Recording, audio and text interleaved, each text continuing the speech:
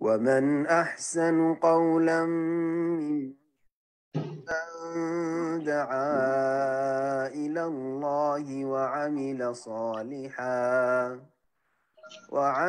صالحا وقال إنني من المسلمين.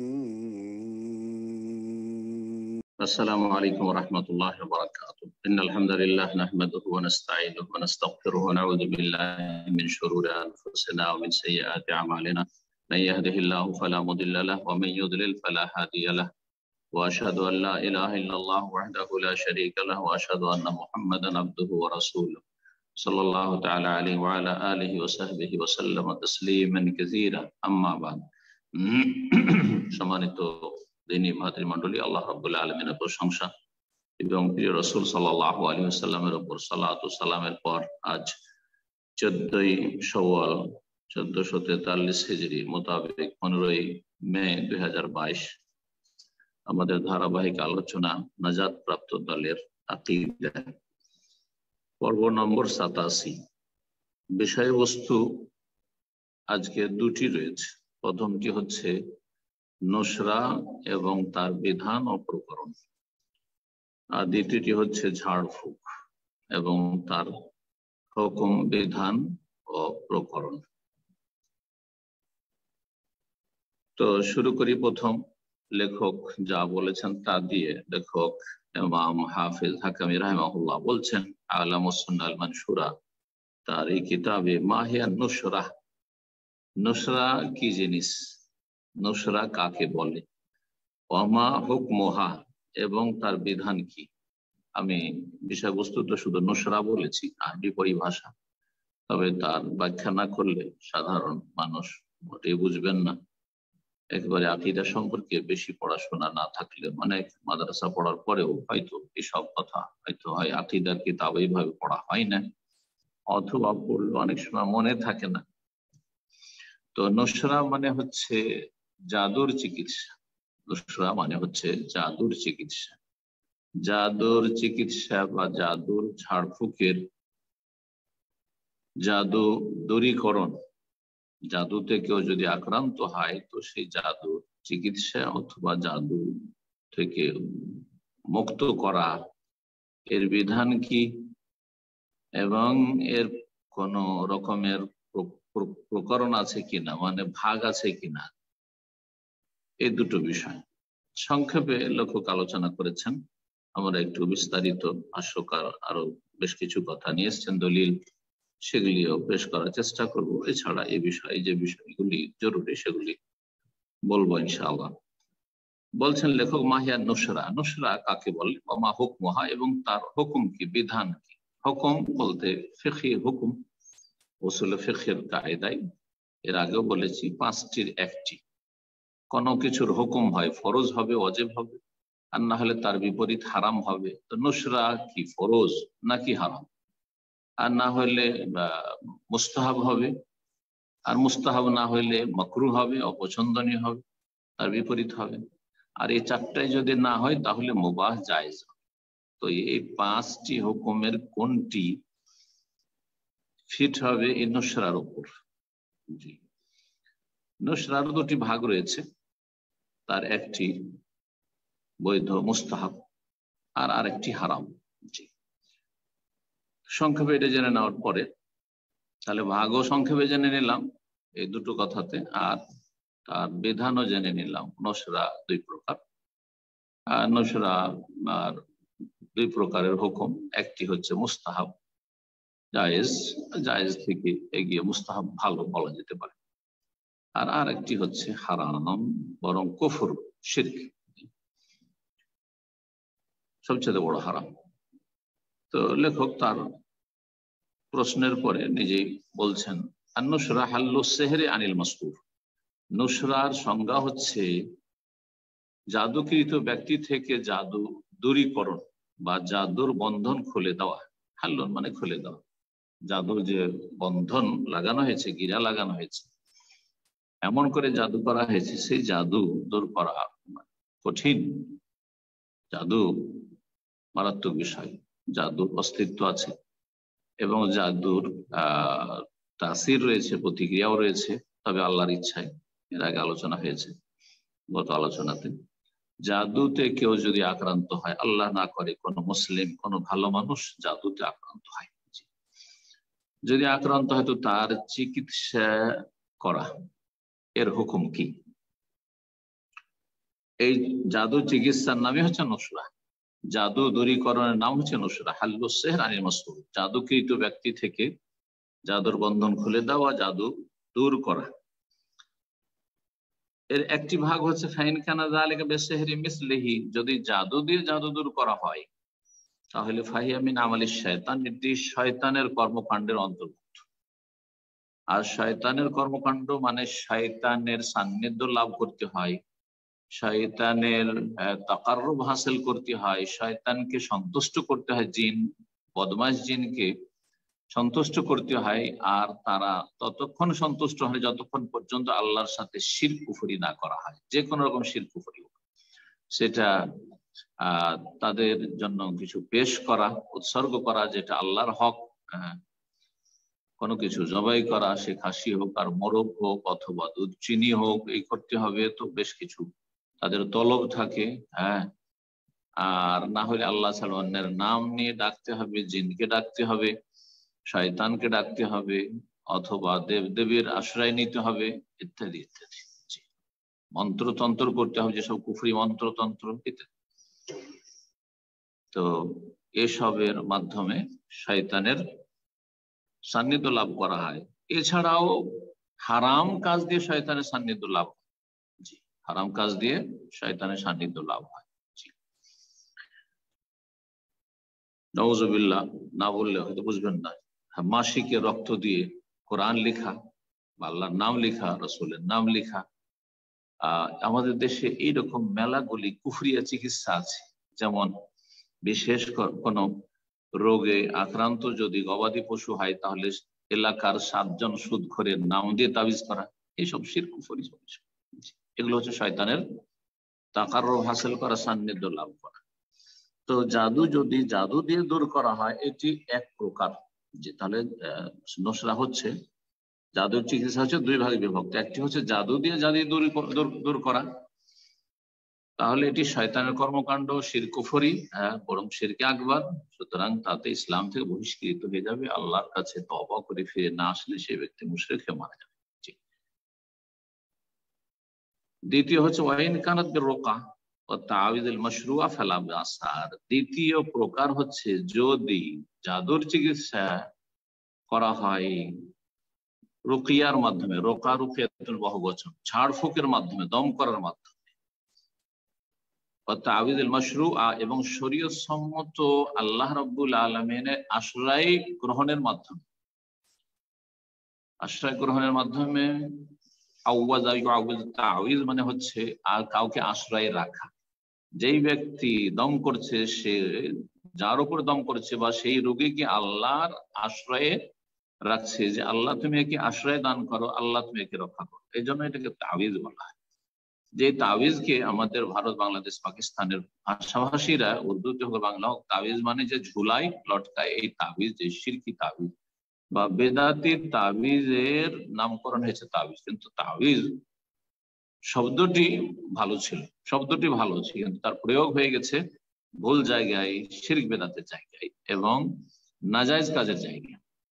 তাবিজ যে শিরক বা তাবিজ যে জায়েজ নয়, সেই ক্ষেত্রে তাবিজ শব্দটি ব্যবহার করে থাকে। তো তাবিজ শব্দটি আরবি থেকে এভাবে নেওয়া হয়েছে, আমাদের সেটা তাবিজ বলে থাকে।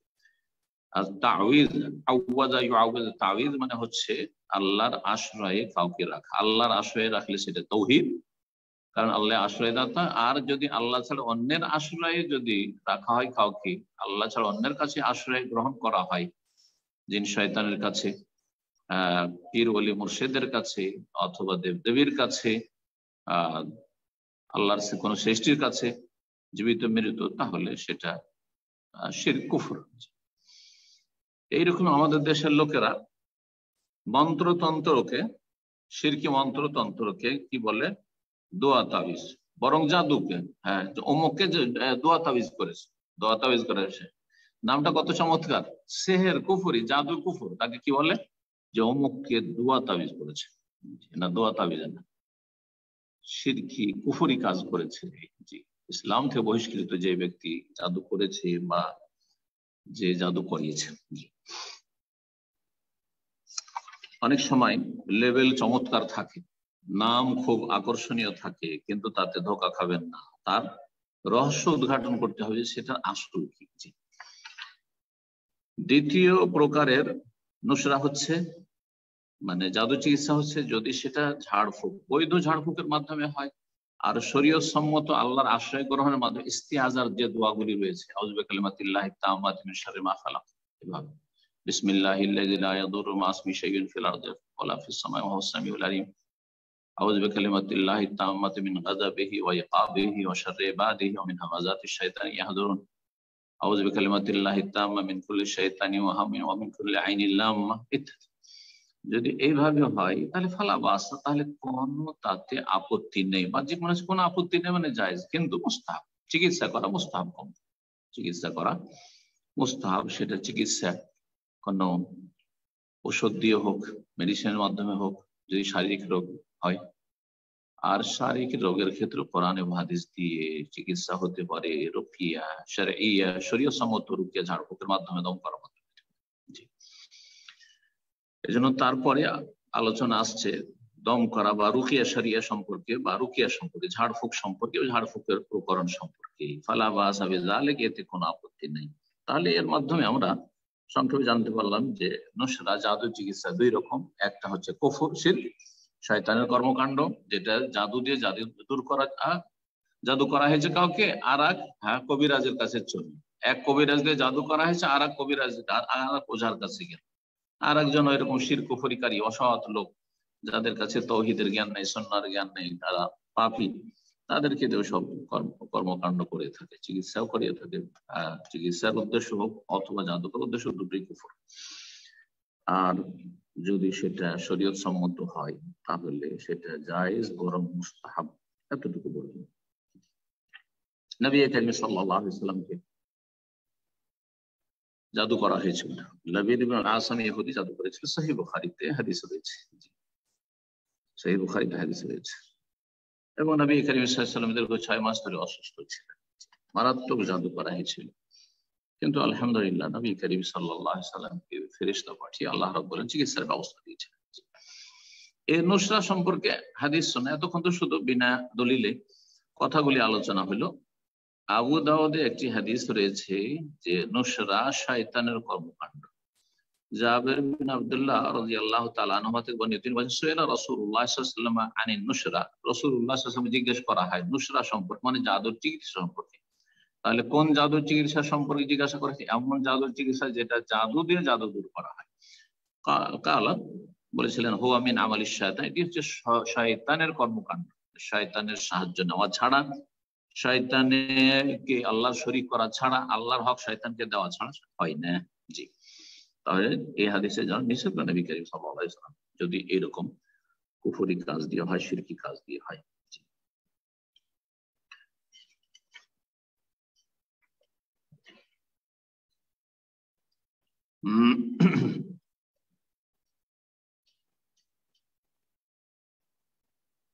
আর যদি ঝাড়ফুঁক করে হয় তাহলে কোনো অসুবিধা নেই।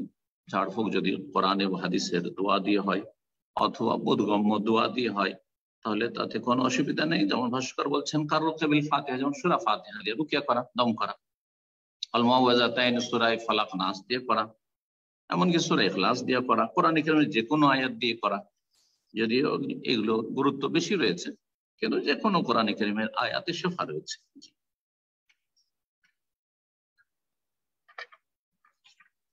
তারপরে আমরা আলোচনা করি ঝাড়ফুঁক সম্পর্কে। লেখক বলছেন মাহিয়া রুকা বা আর রুকিয়া মাশরুআ বা রুকাল মাশরুআ, শরীয়ত সম্মত ঝাড়ফুঁক কি? শরীয়ত সম্মত ঝাড়ফুঁক কি? বলছেন হিয়া মা কানাত মিনাল কিতাব ওয়াস সুন্নাহ খালিসা, যদি নির্ভেজাল কোরআন সুন্নাহ দিয়ে হয়, কোরআন সুন্নাহ ভিত্তিক হয়, কোরআন সুন্নাহর দোয়া দিয়ে হয়। কোরআন কারীমের কোনো দোয়া দিয়ে করলেন, যে কোনো দোয়া দিয়ে, কোনো আয়াত দিয়ে করলেন, যে কোনো আয়াতে শিফা রয়েছে। রাসূলুল্লাহ সাল্লাল্লাহু আলাইহি ওয়াসাল্লামের সুন্নাহে বর্ণিত যে দোয়াগুলি রয়েছে, দোয়া মাসুরা, সেগুলি দিয়ে করলেন, এটা একটা শর্ত।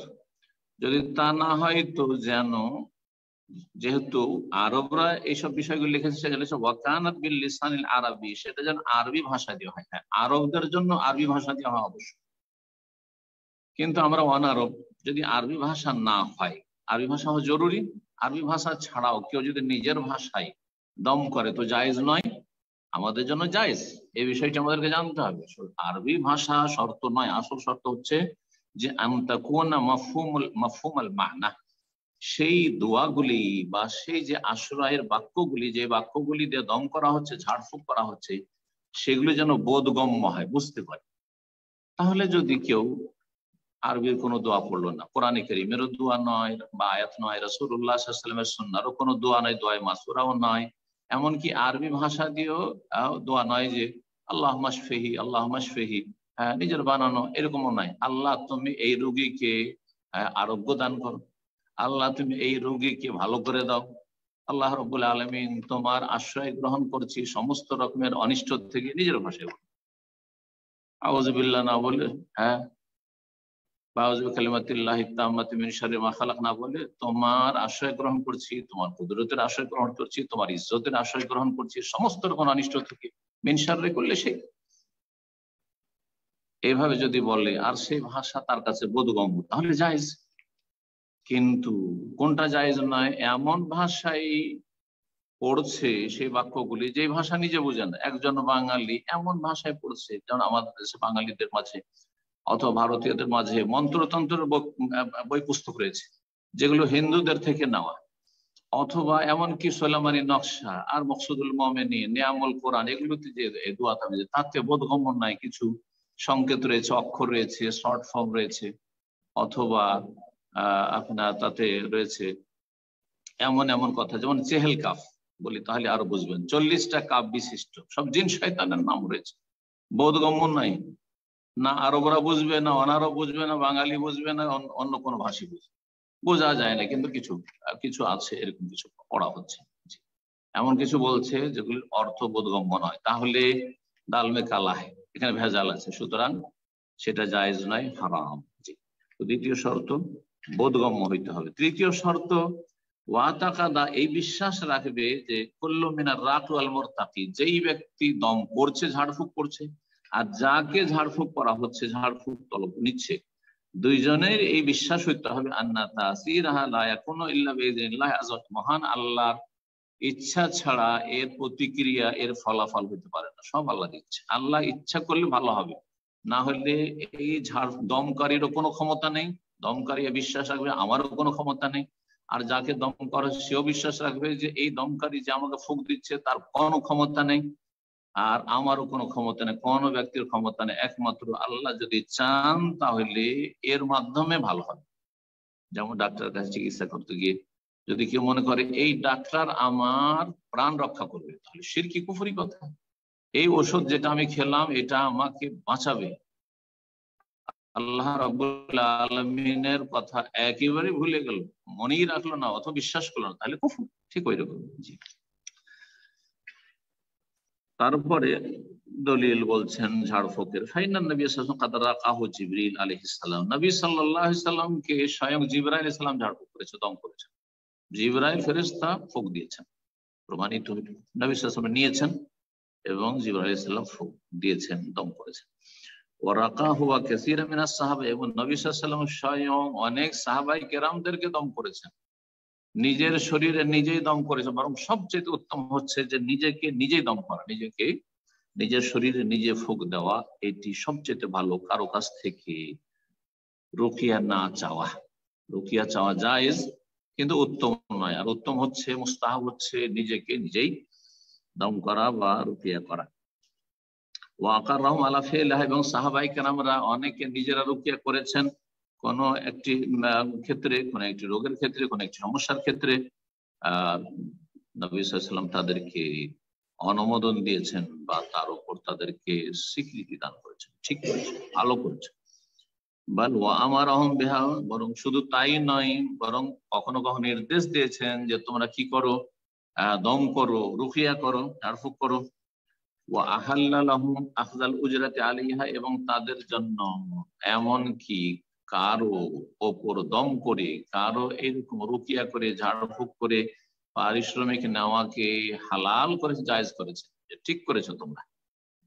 যেসব সাহাবাই কেরামগণ একজন এক বংশের সর্দারকে বিচ্ছুতে দংশন করেছিল, তার চিকিৎসার জন্য তারা শর্ত লাগিয়েছিল যে আমরা 30 জন আছি, 30টা বকরি নেব, ছাগল নেব, তাহলে চিকিৎসা করবো, কারণ আমাদের প্রয়োজন আছে আর তোমাদের গরজ আছে।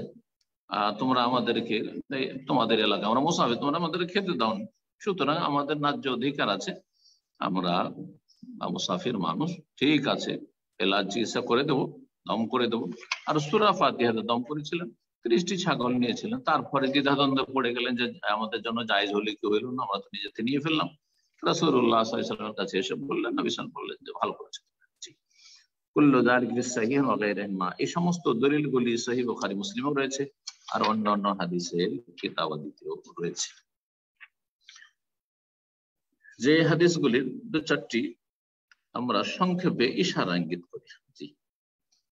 একটি মা আয়েশা রাদিয়াল্লাহু তাআলা আনহা থেকে বর্ণিত, জিবরাইল আলাইহিস সালাম এসে ইজাস্তাকা রাসূলুল্লাহ রাকাহু জিবরিল, মা আয়েশা বলছেন যে রাসূলুল্লাহ সাল্লাল্লাহু আলাইহি ওয়াসাল্লাম যখন অসুস্থ হতেন জিবরাইল আলাইহিস সালাম দম করতেন। কালা বিসমিল্লাহ ইউবরিউকা, সেই আল্লাহর নামে আমি শুরু করছি যিনি আপনাকে সুস্থতা দান করেন। অমিন কুল্লি দাইন ইয়াশফিক, আর সমস্ত রোগ থেকে আল্লাহ যেন শিফা দান করেন, ইয়াশফিক শিফা দান করেন। অমিন শাররি হাসিদিন ইযা হাসাদ, আর যে কোনো হিংসুকের অনিষ্ট থেকে যখন যখন হিংসা করে। ওয়া শাররি কুল্লি যি আইন, আর প্রত্যেক বদনজরওয়ালার অনিষ্ট থেকে আল্লাহ যেন রক্ষা করেন। এই হাদিস সহিহ মুসলিমে রয়েছে। এছাড়া আবু সাঈদ খুদরি বর্ণনা করেছেন যে আন্না জিবরিল আতান নবী সাল্লাল্লাহু আলাইহি ওয়াসাল্লাম, জিবরাইল আলাইহিস সালাম একবার নবী সাল্লাল্লাহু আলাইহি ওয়াসাল্লামের কাছে আগমন করলেন, এসে ইয়া মুহাম্মদ ইশতাকাক, হে মুহাম্মদ সাল্লাল্লাহু আলাইহি ওয়াসাল্লাম আপনি অসুস্থ হয়ে গেছেন? ফাকালা নামে, হ্যাঁ, তাহলে বিসমিল্লাহ আরকিক, আল্লাহর নামে আপনাকে দম করছি, রুকিয়া করছি। জি, এইভাবে নবী করিম সাল্লাল্লাহু আলাইহি ওয়াসাল্লাম চিকিৎসা করেছেন। এইরকমই নবী সাল্লাল্লাহু আলাইহি ওয়াসাল্লাম সাহাবায়ে কেরামদেরকে অনেক হাদিস দ্বারা প্রমাণিত যে চিকিৎসা করেছেন। তার মধ্যে মা আয়েশা রাদিয়াল্লাহু আনহা থেকে বর্ণিত হাদিস সহিহাইন সহিহ বুখারী মুসলিমে রয়েছে, আন্না নবী কানা ইউআউযু বাযা আহলিহি, নবী সাল্লাল্লাহু আলাইহি ওয়াসাল্লাম তার পরিবারের বিভিন্ন সদস্যদের কি করতেন, আল্লাহর আশ্রয় রাখতেন, মানে আল্লাহ রাব্বুল আলামিনের কাছে আশ্রয় কামনা করতেন তাদের জন্য, আর রুকিয়া করতেন। ইয়ামসাহু বিয়াদিহিল ইয়ুমনা, ডান হাত দিয়ে তাদের শরীরে হাত বুলাতেন, হাত ফেরাতেন, আল বলতেন আল্লাহুম্মা রাব্বান নাস আযহিবিল বাস ওয়াশফিহি আনতা শাফি লা শিফা ইল্লা শিফাউকা শিফাআন লা ইউগাদিরু সাকামা, সাকামা সুকমা দুটোই পড়া যেতে পারে। এইরকমই রাসূলুল্লাহ সাল্লাল্লাহু আলাইহি ওয়াসাল্লাম দম করেছেন হাসান হোসেনকে, হাসান হোসেন রাদিয়াল্লাহু তাআলা আনহুকে দম করেছেন নবী করিম সাল্লাল্লাহু আলাইহি ওয়াসাল্লাম। সে সহিহ বুখারী ইবনে আব্বাস থেকে বর্ণিত হয়েছে।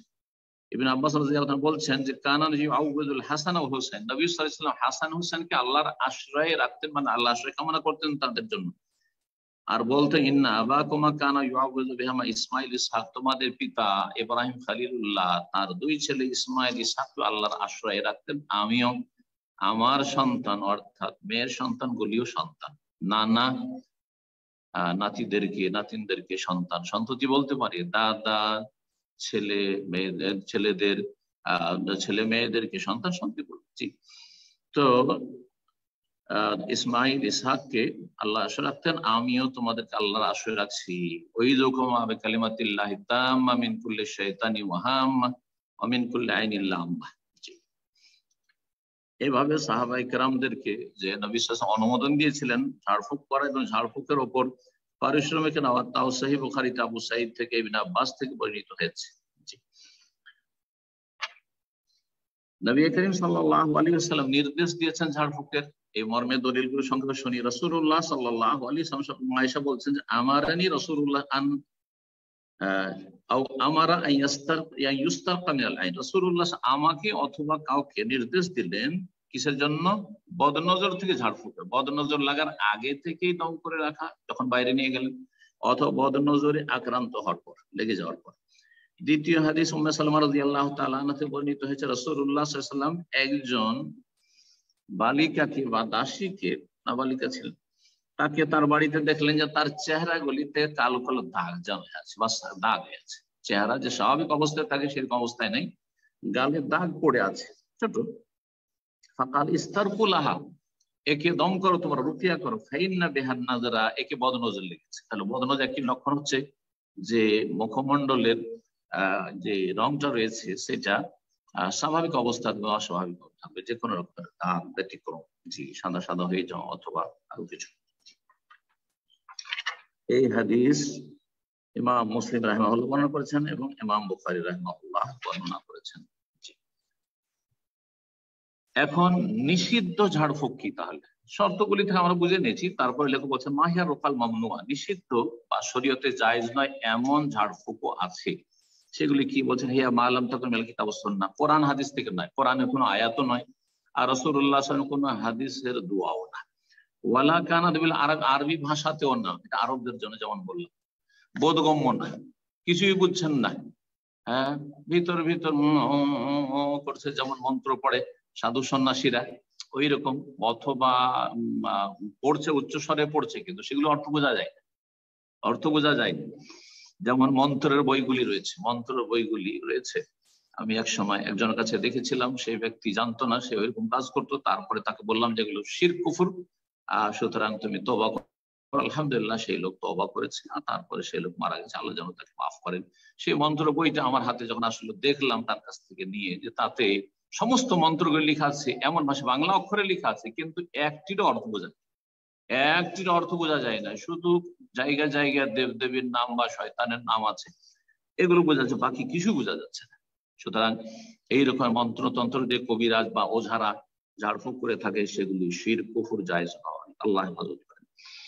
বলছেন যে যদি বোধগম্য না হয়, আরবি ভাষা মানে বোধগম্য হয়, বাল হিয়া মিন আমালিশ শয়তান, বরং এগুলো শয়তানি কর্মকাণ্ড, জিনের মাধ্যমে হোক চিকিৎসা করছে। আর জিন মমিন কিনা কেমন করে জানবে?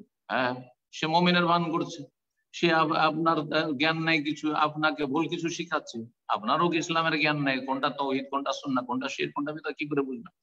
সুতরাং এই জিন দিয়ে যারা চিকিৎসা করে, যে অমুকের উপরে জিন আছে আর জিন তাকে চিকিৎসা শিখাচ্ছে, এগুলিও শয়তানি কর্মকাণ্ড, আল্লাহ হেফাজত করে সব থেকে। এবং ইস্তেখদাম, মানে ইস্তেখদামুল জিন, জিন বশে করা, অনেকে জিন বশে করে চিকিৎসা করে, জায়েজ নয়। সেখানে বাজ বলেছেন যে জিনকে বশে করা জায়েজ নয়, হারাম। কারণ ইসলামে কোন স্বাধীনকে, স্বাধীন মানুষ হোক, স্বাধীন জিন হোক, তাকে দাস বানানো, গোলাম বানানো হারাম, লানত রয়েছে তার। জিনের সান্নিধ্য লাভ করা, বেমা ইহিবু, যা জিন পছন্দ করে, যা চায়, ডিমান্ড করে, তা পুরা করা, এ সমস্ত হচ্ছে নিষিদ্ধ ঝাড়ফুঁক।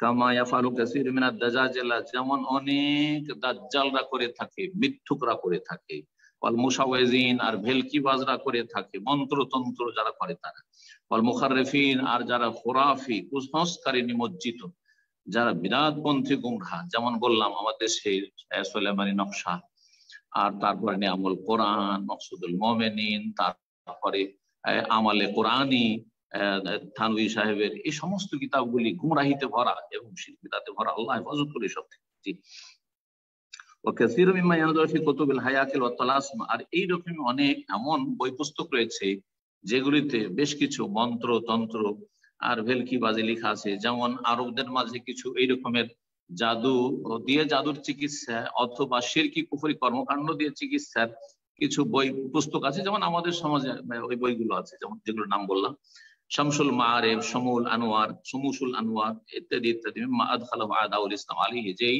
বই পুস্তকগুলি ইসলামের শত্রুরা লিখে ইসলামের নামে চালিয়ে দিয়েছে, যে এগুলিও ধর্মীয় বই পুস্তক। নামগুলি কত সুন্দর, সুলেমানি নকশা, মনে হচ্ছে সুলেমান আলাইহিস সালামের শিক্ষা, এটা তালিম। জি, তারপরে আপনার আমলে কোরআনী, কোরআনী আমল মনে হচ্ছে, নিয়ামুল কোরআন মনে হচ্ছে কোরআনের এগুলো নিয়ামত, না বুঝবে, মকসুদুল মুমিনিন, একজন মুমিনের হ্যাঁ জীবনের লক্ষ্য উদ্দেশ্য, নামগুলি কত চমৎকার, কিন্তু সবগুলিতে শিরক কুফরি ভরা আছে, আল্লাহ হেফাজত, আল্লাহ হেফাজত।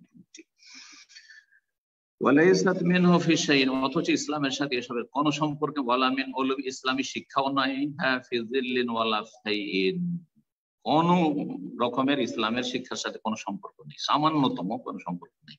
জি, ফি যিল্লিন ওয়ালা ফাইইন, না ইসলামের ছায়া সেখানে আছে, না ইসলামের রৌদ্র সেখানে আছে। জি, কামা বায়ান্নাহু ফি শারহিস সুন্নাহ ওয়া গায়রি, যেমন ইমাম হাফিজ হাকামের আরেকটি বড় লিখনী রয়েছে, যেটি হচ্ছে মাআরিজুল কবুল, শারহুস সুল্লাম, সেই শারহুস সুল্লামিল উসুল একটি কিতাব রয়েছে, সুল্লামুল উসুল, আর তার শারহ ভাষ্য লিখেছেন মাআরিজুল কবুল, কয়েকটি খণ্ডে রয়েছে, তাতে যেমন আমি বিশদভাবে বর্ণনা করেছি, অন্যান্য পুস্তকে বর্ণনা করেছি। এখানে আজকে আলোচনা শেষ করছি। ওয়া সাল্লাল্লাহু সাল্লাম আলা নবিয়িনা মুহাম্মদ ওয়া আলা আলিহি ওয়া সাহবিহি আজমাইন।